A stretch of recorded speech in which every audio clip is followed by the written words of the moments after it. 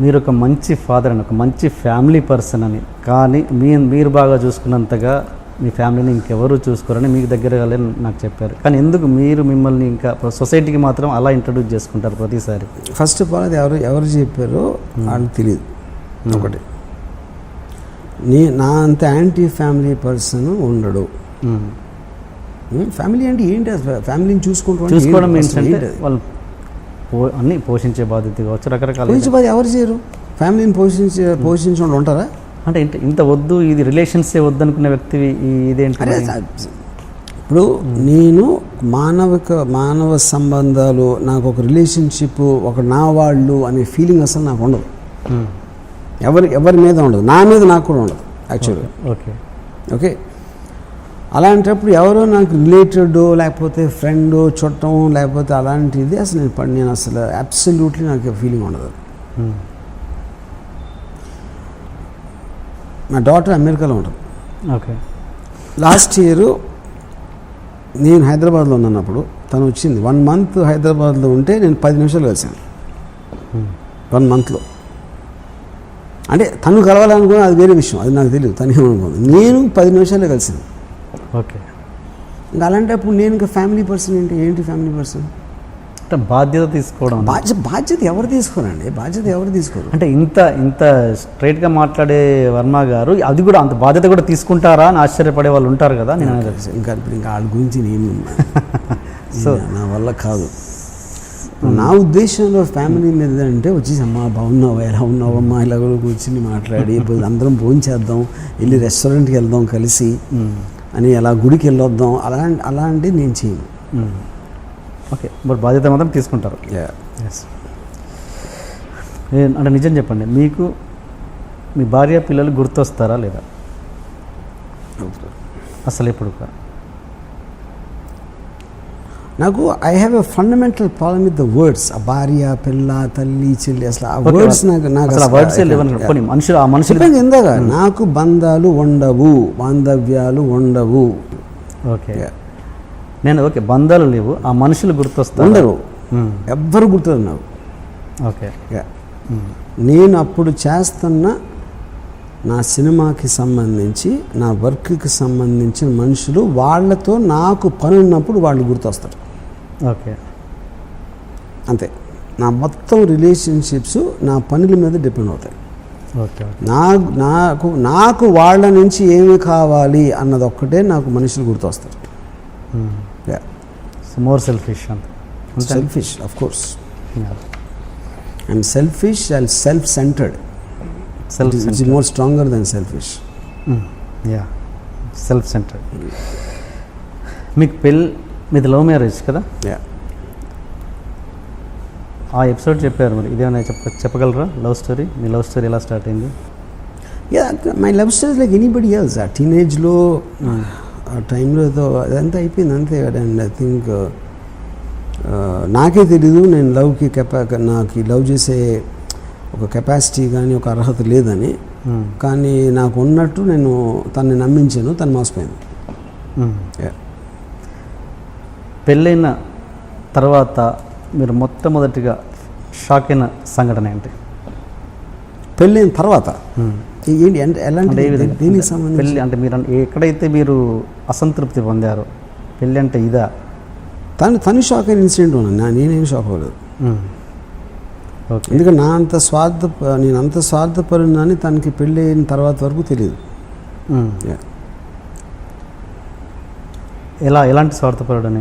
అన్నిట్లోనే అంటే కేవలం నేను చేయదలుచుకుందే నేను చేస్తాను, నాకు ఏమి ఇష్టమైతే అదే చేస్తాను. ఇంకొకరి కోసం ఇంత కూడా కాంప్రమైజ్ అవ్వడు, ఇంత కూడా అనేది అలాంటి స్వభావం నా దగ్గర ఉందని తనకి పెళ్ళి అయిన తర్వాత తెలిసింది.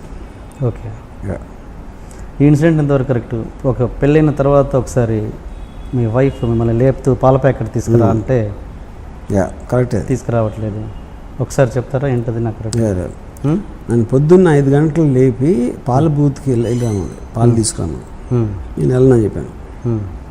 ఎందుకంటే నేను 5ంటికి లెగిసి వెళ్ళి క్యూలో నిలబడి పాలు తాగి వచ్చి కాఫీ తాగాల, లేకపోతే ఇంకొంచెం ఎక్కువసేపు పడుకోవాలన్నా 2 చాయిస్ల్లో నేను ఎక్కువసేపు పడుకుంటాను అని చెప్పాను. ఇప్పుడు కాఫీ అలా నీకు కావాలంటే నువ్వు తెచ్చుకోను. ఓకే. యా. సో అలాంటివి చాలా జరిగాయి. యా.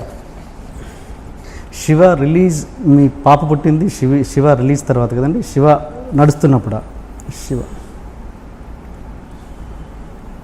శివ నడుస్తున్నప్పుడే. నడుస్తున్నప్పుడు.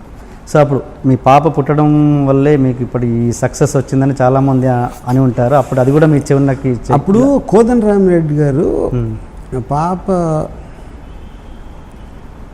పుట్టిన ఆల్మోస్ట్ నాకు బ్రేక్ కన్ఫర్మ్ అవటం కూడా అప్పుడే జరిగింది. అదే జస్ట్ ఆల్మోస్ట్ ప్యారలల్గా. అప్పుడు ఎవరో నాకు స్టూడియోలో కలిసి కోదండరామిరెడ్డి గారు అనుకున్నాను, గుర్తురావట్లేదు, కంగ్రాట్స్ అన్నారు. అంటే నేనేమో నాకు సినిమా బ్రేక్ వచ్చింది చెప్పారు అనుకున్నా. అసలు నాకు డాటర్ పుట్టింది, దానికి కంగ్రాట్స్ చెప్పచ్చు అనే థాటే నాకు రాలేదు అసలు. ఎందుకంటే పిల్లోడు పుడితే కంగ్రాట్స్ చెప్పడం అనేది అది చాలా స్టూపిడ్ అనిపిస్తుంది. అంటే ఇప్పుడు ప్రతి మనిషి, ప్రతి జీవరాశికి కెపాసిటీ ఉంటుంది. దానికి కూడా ఏంటి భూమిలో కాంగ్రాట్స్. సో నేను ఒక ఏమి ఎక్స్పీరియన్స్ లేకుండా ఫిల్మ్ ఫ్యామిలీ నుంచి రాకుండా కేవలం నాకున్న ఎబిలిటీ తోటి కన్విన్స్ చేసి నేను బ్రేక్ తెప్పించుకున్నాను అనేది కంగ్రాట్స్ చెప్పాల్సిన చాలా గొప్ప విషయం అని నా ఫీలింగ్. అది ఎవరు పిల్లల్ని పుట్టించగలిగితే అది కాంగ్రాట్స్ అంటే. సో అది అదృష్టంగా మీకు వచ్చిందని మీరు నమ్మరు దాన్ని. మీ బ్రదర్ ఉన్నారు కానీ ఇప్పుడు నా అదృష్టం నేను అనుకోను, కానీ నాలాంటి ఫాదరు, నాలాంటి మొగుడు మా వైఫ్కి ఉండటం వాళ్ళ దురదృష్టం అది మాత్రం. బికాజ్ నా అంత సెల్ఫ్ సెంటర్డ్ సెల్ఫిష్ పర్సన్ అనేది ఏ ఫ్యామిలీలో ఉండకూడదు అనేది నా ఫీలింగ్. అంటే వాళ్ళ పాయింట్ ఆఫ్ వ్యూ నుంచి చెప్పేది. అదే మీకు ఇలాంటి అవేర్నెస్ అప్పుడు ఉంటే కనుక పెళ్ళి చేసి కరెక్ట్. పెళ్ళి చేస్తారు. మిస్టేక్ చేసింది నేను, బట్ సఫర్ అయిన తను. దానికి మీరు అంటే నష్టం డబ్బుల రూపంలోని కాదు, దానికి ఎలా వాళ్ళని దాన్ని ఏమంటారు, నష్టపరిహారం అని డబ్బులని కాదు, దాన్ని ఎలా మీరు మళ్ళీ రీబ్యాక్ చేయగలరు? చేయలేరు. ఓకే. ఇక అది ఫీలింగ్ సంబంధించిన విషయం. ఫీలింగ్ అనేది మీరు దాన్ని ఒక కన్స్ట్రక్ట్ చేయలేదు దాన్ని. ఓకే. అందుకని మా డాటర్ ఉంది, నా డాటరు నన్ను ఒక జీవిని చూసినట్టు చూస్తుంటాను. స్పీసీస్ అంటే ఒక జూకి వెళ్తే అని ఒక, ఎందుకంటే అలాంటప్పుడు నాతో బేర్ చేయగలుగుతారు ఎవరైనా. నన్ను మనిషిగా సీరియస్గా తీసుకుని ఎవరైనా హర్ట్ అవుతారు. ఓకే. నన్ను ఒక వింత జంతువులాగా చూస్తే they can have a very good relationship with మీ.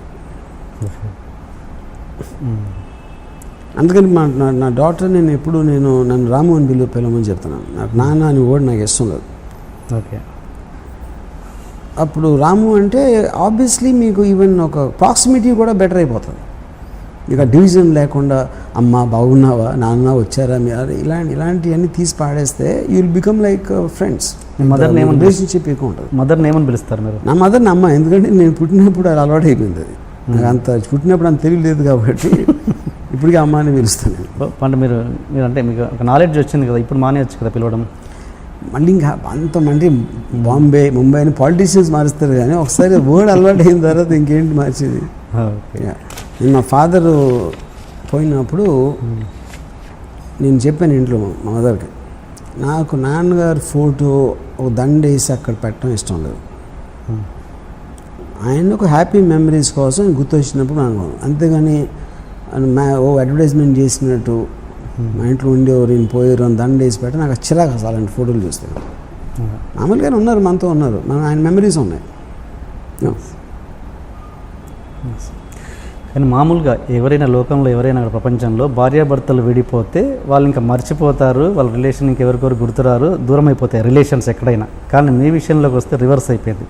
మీరు వాళ్ళని బాగా చూసుకోవడం మీన్స్ బాధ్యత తీసుకుంటున్నారు, ప్లస్ మీ బంధం కొంచెం ఎంతో కొంత అప్పటికంటే బెటర్గా ఉంది. ఇప్పుడు ఏదైనా కూడా బంధాలు అనేది ఇప్పుడు చాలామంది నాకు తెలుసు అది అయిపోయిన తర్వాత ఏదో డైవర్స్ తీసుకుంటారు, వేరే పెళ్లి చేసుకుంటారు, మళ్ళీ వెళ్ళి విజిటేషన్ రైట్స్ పెట్టుకుని సాటర్డే సండే ఆ కూతురు కొడుకుతో ఉండి ఇలాంటి ఎంతో 100 మంది ఉంటారు అలాంటి. మిగతా బంధాలు తెచ్చుకోకుండా అలాంటివి నేను చేయనే. అలాంటప్పుడు మీరు రిలేటివ్ డిగ్రీలో మీరు మెజర్ చేస్తే నాకు ఏమాత్రం నేను వన్ ఆఫ్ ద కాదు, నాకు తెలిసిన వాళ్ళలో మోస్ట్ సెల్ఫిష్ పర్సన్. నాకైతే నాకన్నా సెల్ఫిష్ పర్సన్ నేను కలవలేదు ఎంతవరకు. ఓకే. యా, నేను అన్నం మధ్యలో మానేసి అనమాట. ఏదో సగం తినేసి వదిలేస్తే ఎంతమందికి తిండి లేకుండా ఉంటారో తెలుసా, ఇలా అన్నం వేస్ట్ చేయకూడదు అని చెప్పిన మదర్. అప్పుడు నేను మదర్కి అన్నం యాక్చువల్గా వేస్ట్ చేస్తే దేశానికి చాలా ఉపయోగకరం అని చెప్పాను. అది ఎలాగా అంటే ఇప్పుడు నువ్వు ఒక 500 గ్రాములు బియ్యం కొన్నావు, అందరికీ ఇంట్లో